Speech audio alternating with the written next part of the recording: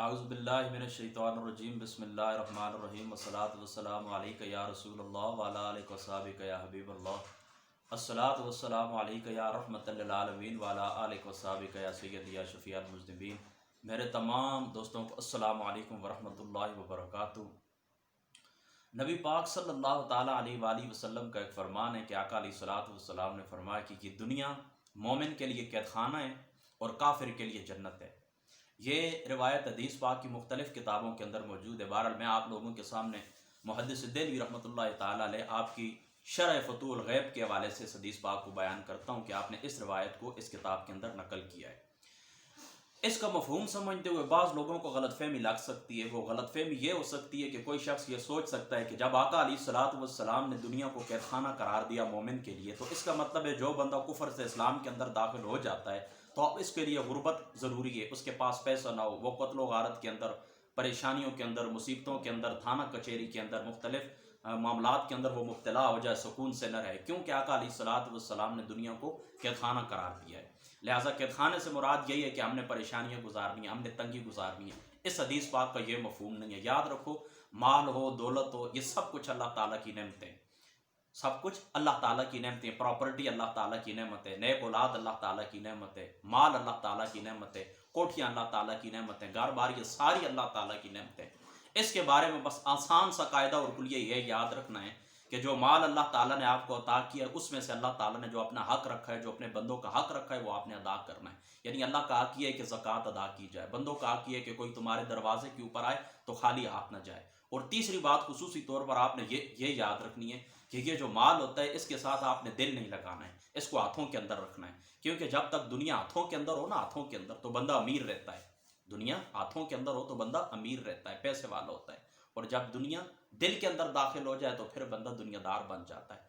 تو دنیا آپ کی ہاتھوں کے اندر ہونی چاہیے، دل کے اندر نہیں ہونی چاہیے۔ یعنی ہاتھوں کے اندر کروڑوں روپے ہوں، اربوں روپے ہوں، کوٹھیاں ہوں، پیسہ ہو، جائیداد ہو، لیکن ان کی محبت دل کے اندر نہیں ہونی چاہیے۔ دل خالی ہونا چاہیے دنیا کی محبت سے، دل کے اندر اللہ تعالیٰ کی ذات کا بسیرا ہونا چاہیے، اللہ تعالیٰ کی ذات کا مسکن ہونا چاہیے آپ کا دل۔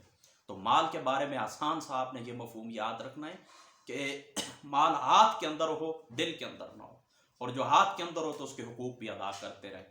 اس لیے آقا علیہ الصلوۃ والسلام نے فرمایا کہ اچھے آدمی کے لیے مال اچھی چیز ہے، اچھے آدمی کے لیے مال اچھی چیز ہے۔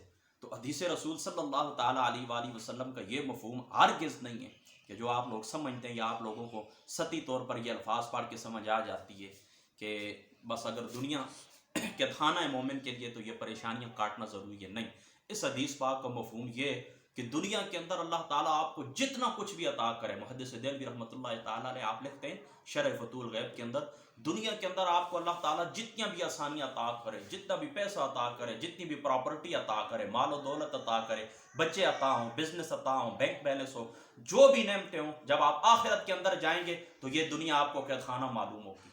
یعنی آخرت کے اندر اللہ تعالیٰ نے آپ کے لیے وہ نعمتیں چھپا کے رکھی ہیں جن کا خطرہ دل کے اندر نہیں گزرا، جو آنکھ نے دیکھا نہیں، جو کان نے سنی نہیں، وہ عظیم عظیم عظیم نعمتیں اللہ تعالیٰ نے آپ لوگوں کے لیے چھپا کے رکھی ہیں، جنت کے اندر خدا تعالیٰ نے رکھی ہیں، کہ ان نعمتوں کو مقابلے میں یہ دنیا کی پراپرٹی، بینک بیلنس، یہاں تک کہ پوری دنیا آپ کے پاؤں کے نیچے وہ ملکیت ہو، تب بھی یہ دنیا آپ کو قید خانہ نظر آئے گی۔ اس حدیث رسول صلی اللہ تعالیٰ علیہ وآلہ وسلم کا یہ مفہوم ہے۔ یعنی یہ دنیا اپنی وسعت کے باوجود جنت کی نعمتوں کے مقابلے میں قید خانہ ہے، نہ کہ اس کا یہ مطلب ہے کہ ہم نے یہاں پر قید گزارنی ہے، پریشانی گزارنی ہے۔ یہ قید اور پریشانیاں، یہ قتل و غارت، فتنے فساد، یہ سب اپنے ہمارے ہاتھوں کا کمایا ہوا ہے۔ اللہ تعالیٰ خود قرآن کے اندر فرماتا ہے کہ فساد ظاہر ہوا بر میں، یعنی دریاؤں کے اندر میں اور خشکی میں، کس کا؟ انسان کے ہاتھوں کی کمائی کا۔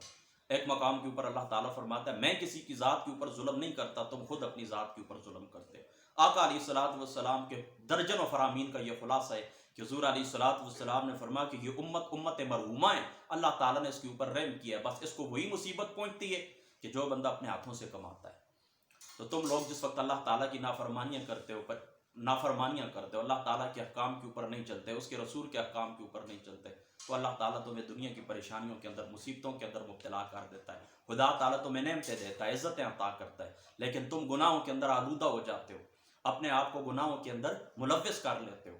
تو ایک مقام جو اللہ تعالیٰ نے آپ کو دیا تھا، ایک منصب دیا تھا، آپ خود وہ گناہ کر کے آپ نے کیا کیا کہ اس منصب سے آپ نیچے اتر آئے، یعنی اپنے آپ کو آپ نے خود نالائق ثابت کر دیا. اس منصب کی جو اہلیت اللہ تعالیٰ نے آپ کو دی تھی وہ اہلیت آپ نے خود اپنے ہاتھوں سے ختم کر دی، تو اللہ تعالیٰ پھر وہ نعمت بھی واپس لے لیتا ہے. ٹھیک ہے، یہ بات آپ کو یاد رہے گی. اور اس کی تھوڑی مزید وضاحت اس طرح سے بھی ہو سکتی ہے. میں ایک بات آپ کو سنا دیتا ہوں. حضرت امام حسن رضی اللہ تعالیٰ عنہ جو حضور نبی پاک صلی اللہ تعالیٰ علیہ وآلہ وسلم آپ کے نواسے ہیں، آپ ایک دفعہ نکلے نا گھوڑے کے اوپر، بڑا خوبصورت شہزادوں والا لباس پہنے ہوئے، بڑے اعلیٰ قسم کا سر کے اوپر تاج، بڑی اعلیٰ قسم کی جوتی. آپ نکلے گھوڑے کے اوپر بیٹھ کر. امام ابن حجر رحمۃ اللہ تعالیٰ علیہ غالباً آپ نے الصواعق المرقہ کے اندر اس روایت کو لکھا ہے کہ آپ باہر نکلے گھوڑے کے اوپر سوار ہو کر، تو ایک یہودی تھا. وہ یہودی سامنے آیا تو اس کے پھٹے پرانے کپڑے تھے، پریشان تھا وہ. تو وہ کہنے لگا اے حسن، دیکھو تمہارے نانے تو کہتے ہیں، تمہارے نانے محمد مصطفیٰ کا تو یہ فرمان ہے کہ یہ دنیا مومن کے لیے قید خانہ ہے اور جنت کے لیے کافر ہے، کافر کے لیے جنت ہے. تو دیکھو تو اپنی حالت دیکھو، تم کس حالت میں ہو، تمہارے لیے تو یہ جنت ہے، اور مجھے دیکھو میں کس حالت میں ہوں. تو حضرت امام حسن نے بڑا پیارا جواب دیا. آپ فرمانے لگے کہ اگر تمہیں پتہ چل جائے کہ جہنم کے اندر اللہ تعالیٰ نے تمہارے لیے کیا عذاب تیار کر رکھا ہے، تو یہ دنیا تمہیں جنت معلوم ہو، جس حال کے اندر تم ہو یہ تمہیں جنت اور راحت معلوم ہو. اور میں تمہیں بتا دوں کہ میرے لیے اللہ تعالیٰ نے آگے جنت کے اندر کیا کیا نعمتیں تیار کر کے رکھی ہے، تو یہ سارے معاملات، یہ لباس وغیرہ اور یہ دنیا، یہ سارے معاملات مجھے قید خانہ معلوم ہو. تو اب اس حدیث رسول صلی اللہ تعالیٰ علیہ وآلہ وسلم اس کا مفہوم آپ کے اوپر آشکار ہو چکا ہے کہ اس حدیث رسول کا مفہوم یہ کہ یہ دنیا تمام نعمتوں سمیت جنت کے مقابلے میں قید خانہ معلوم ہوگی. جنت کے اندر جا کر وہاں پر اللہ تعالیٰ نے اتنی عظیم نعمتیں تیار کر رکھی. تو یہ تھا اس حدیث رسول صلی اللہ تعالیٰ علیہ وآلہ وسلم کا صحیح مفہوم. میں نے آپ لوگوں کے سامنے اس لیے بیان کیا کہ کہیں سطحی الفاظ پڑھ کر آپ لوگوں کے ذہن کے اندر غلط فہمی پیدا ہو. اور ایک بات میری اور یاد رکھ لینا، کیونکہ میں نے حضرت امام حسن کی بات کی تو اس سے ریلیٹڈ چونکہ حضور علیہ الصلوۃ والسلام کی آل پاک ہیں، تو ایک ضروری پیغام میں آپ کو دینا چاہتا ہوں. یہ بات یہاں پر ختم ہو گئی، اب الگ بات شروع کرتا ہوں. ڈاکٹر طاہر القادری صاحب کی ایک تصنیف ہے فلسفہ شہادت امام حسین. آپ نے اس کے اندر لکھا ہے کہ حضرت امام زین العابدین رضی اللہ تعالیٰ عنہ جو حضور علیہ الصلوۃ والسلام حضرت امام حسین علیہ الصلوۃ والسلام کے بیٹے ہیں، تو آپ نے میدان کربلا کا یہ جو واقعہ تھا یہ ہو چکا تھا نا، تو آپ مدینہ کے اندر آئے تو گھر کے اندر آپ کا دل نہیں لگتا تھا. اور دل کیوں لگتا؟ دیکھیں گھر کے اندر آپ والدین نہیں، والد صاحب نہیں ہیں، بھائی نہیں ہیں، سارے میدان کربلا کے اندر شہید ہو گئے ہیں، تو اب ان کا دل نہیں لگتا تھا. تو انہوں نے اس طرح کیا کہ مدینہ شہر کے باہر ایک چھوٹا سا کمرہ بنا لیا تھا اور اس کمرے کے اندر آپ نے رہائش رکھ لی تھی. یہ روایت میں نے اپنی تقریروں کے اندر درجنوں مقامات کے اوپر بیان کی، اٹک کے شہر کے پروگرام کے اندر، راول پنڈی کے پروگرام کے اندر، اس طرح دیگر میں جہاں پر جاتا ہوں کافی دفعہ. پچھلا جمعہ کو اٹک شہر سے 40-45 کلومیٹر دور میں ایک گاؤں کے اندر گیا تھا خطاب کرنے کے لیے، وہاں پر بھی میں نے یہ روایت بیان کی ہے کہ آپ کا دل نہیں لگتا تھا. تو مدینہ شہر کے باہر آپ نے اس طرح کیا کہ ایک چھوٹا سا مکان بنا لیا. تو ایک دن یزید کی سپاہ میں سے ایک فوجی نکل آیا، تو اس کا کوئی معاملہ ہوا ہوگا، تو یزید کی جو فوج تھی اس کے پیچھے تھی، یعنی اس کو پکڑنا چاہتی تھی، گرفتار کرنا چاہتی تھی.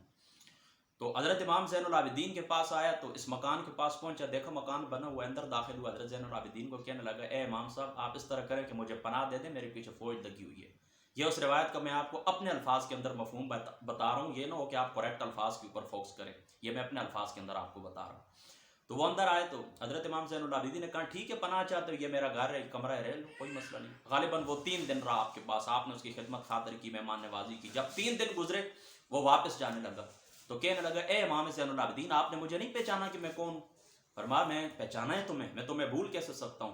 پیاسے میرے بھائیوں کے اوپر تم نے حملے کیے، میرے بابا کو شہید کیا، میرے بھائیوں کو شہید کیا، میدان کربلا کے اندر تم نے ہمارا پورا کنبہ مصطفیٰ صلی اللہ تعالیٰ علیہ وآلہ وسلم تم یزیدیوں نے شہید کیا، میں تمہیں بھول کیسے سکتا ہوں، پہچانتا ہوں تمہیں. تو آپ نے فرمایا اگر پہچانتے ہو تو پھر اس طرح کرنا تھا کہ آپ نے وہ مجھ سے بدلہ لینا تھا، اب تو میں آپ کے قابو کے اندر تھا، آپ کے کمرے کے اندر تھا، آپ کے گھر کے اندر تھا. تو آپ نے بڑا پیارا جواب دیا. آپ نے جواب یہ دیا کہ اس میدان کے اندر، میدان کربلا کے اندر جو کچھ تم لوگوں نے ہمارے ساتھ سلوک کیا تھا یہ تمہارے نانے اور دادے کی تعلیم تھی، اور آج اس گھر کے اندر، اس روم کے اندر، اس کمرے کے اندر جو کچھ سلوک میں نے تیرے ساتھ کیا ہے یہ میرے نانے محمد مصطفیٰ صلی اللہ تعالیٰ علیہ وآلہ وسلم کی تعلیم ہے. تو اس حدیث رسول کے اندر چونکہ حضرت امام حسین کا وہ جو حضرت امام حسن رضی اللہ تعالیٰ عنہ آپ کا جو واقعہ تھا اس حدیث پاک کی تشریح کے اندر میں نے بیان کیا تھا، تو اس سے ریلیٹڈ میں نے یہ بات آپ کو سنا دی. تو اس سے یہ ثابت ہوتا ہے اہل بیت مصطفیٰ صلی اللہ تعالیٰ علیہ وآلہ وسلم کی جو نیک لوگ ہیں ان کی تعلیمات آپ لوگوں کے لیے، ان کی تعلیم آپ لوگوں کے لیے یہ کہ جو بندہ تمہارے ساتھ برائی کرے تو برائی کا بدلہ آپ نے برائی سے نہیں دینا، اس کے ساتھ اچھائی کرنی ہے۔ جو بندہ تمہیں محروم رکھے تم اس کو عطا کرو، جو بندہ تمہیں گالی دے تم اس کی تعریف کرو، جو بندہ تمہاری برائی کرے تم اس کی اچھائی بیان کرو۔ یہ اہل بیت مصطفیٰ صلی اللہ تعالیٰ علیہ وآلہ وسلم کی تعلیم ہے۔ تو آج کی اس مختصر نشست کے اندر دو باتیں میں نے آپ کو بیان کر دی، یاد رکھنا۔ ایک تو یہ کہ حدیث رسول کا مفہوم آپ نے یاد رکھنا جو میں نے بیان کر دیا۔ دوسرا حضور علیہ السلام کی جو آل پاک ہے جہاں پر ہمارا ان سے قلبی محبت ہے، دلی محبت ہے، ان کے ساتھ ہمارے قلب جڑے ہوئے ہیں، ہماری روح جڑی ہوئی ہے کہ وہ نسبت مصطفیٰ کی وجہ سے، تو اس کے ساتھ ساتھ محبت کامل تب ہوتی ہے جب ان کی تعلیمات کے اوپر چلا جائے۔ اور ان کی تعلیمات کیا ہے؟ اپنے دشمنوں کے ساتھ بھی اچھا سلوک کرے، اپنے رشتہ داروں کے ساتھ اچھا سلوک کرے، اپنے بہن بھائیوں کے ساتھ اچھا سلوک کرے۔ اللہ تعالیٰ عمل کی توفیق عطا فرما۔ السلام علیکم ورحمۃ اللہ وبرکاتہ۔